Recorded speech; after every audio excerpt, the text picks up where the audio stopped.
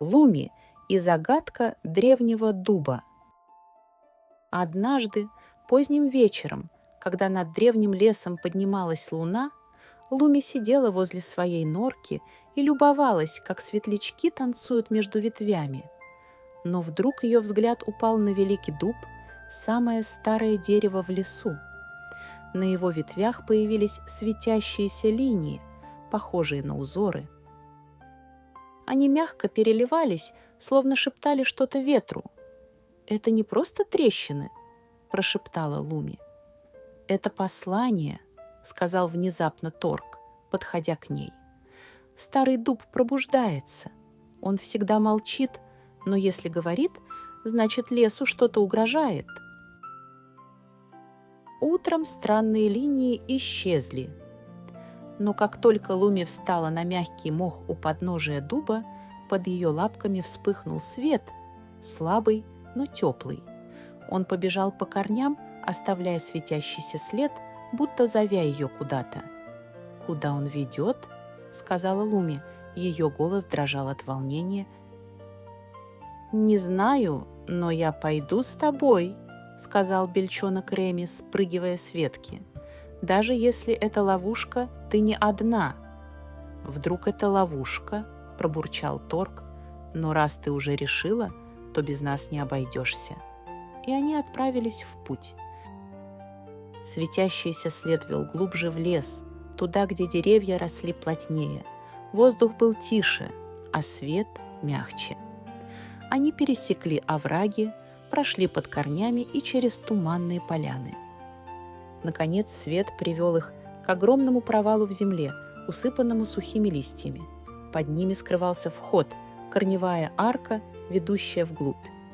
«Здесь сердце леса», — шепнул Торг. Внутри было тепло, воздух звенел от тишины, и в центре сердце леса, прозрачное семя, тускло светящееся изнутри. «Что с ним?» — спросила Луми. «Оно слабеет. Лес забывает, кто он», — ответил Торг. «Больше никто не собирается у костра в теплые вечера, чтобы делиться сказками о первых цветах, о звездах, что шепчут на рассвете, или о том, как сова однажды спорила с ветром. Никто не поет весенние песни, и даже старые деревья больше не качаются в такт сказочным напевам. А ведь лес живет историями, без них он теряет себя». Луми осторожно коснулась семени. В тот же миг она услышала песню, не звуком, а чувствами. Капли дождя, шорох листвы, теплый мох под лапами, блеск звезд сквозь кроны. Это была песня самого леса, но она звучала тихо, почти исчезала. «Он нуждается в нас», – прошептала Луми. И тогда они начали рассказывать Реми о первой весне, когда он нашел свой любимый орешник. Торг о том, как впервые увидел Луми, а Луми о том, как однажды зимой ее согрел светлячок, и она поняла, что лес – это семья. Каждая история становилась искоркой, и с каждой искоркой сердце леса светилось ярче. Корни запульсировали светом, лес будто вздохнул. Из потолка пещеры посыпались золотые частицы, а снаружи листья зашевелились, как от доброго ветра. Великий дуб снова засиял, и его веточки задрожали от силы и радости. «Спасибо, что вы меня не забыли», – прошелестел голос, как шорох тысячи листьев. Луми улыбнулась. «Мы не дадим тебе исчезнуть, мы всегда будем помнить и рассказывать твои сказки. Пока шепчет ветер, пока светлячки танцуют в сумерках, истории будут жить. Мы будем делиться ими у костров, шептать их своим детенышам и прятать их в листьях и корнях. Сказки не иссякнут, потому что лес дышит ими, как дыханием жизни».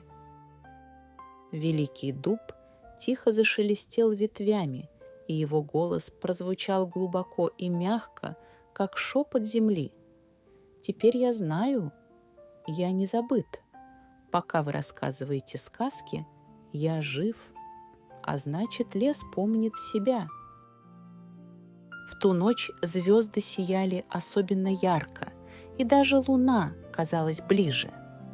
А на ветке появился новый знак – маленький листик, светящийся мягким светом. Луми прижалась к тонкому корню и почувствовала, как в ее груди откликнулась та самая песня. Песня, что никогда не должна замолчать.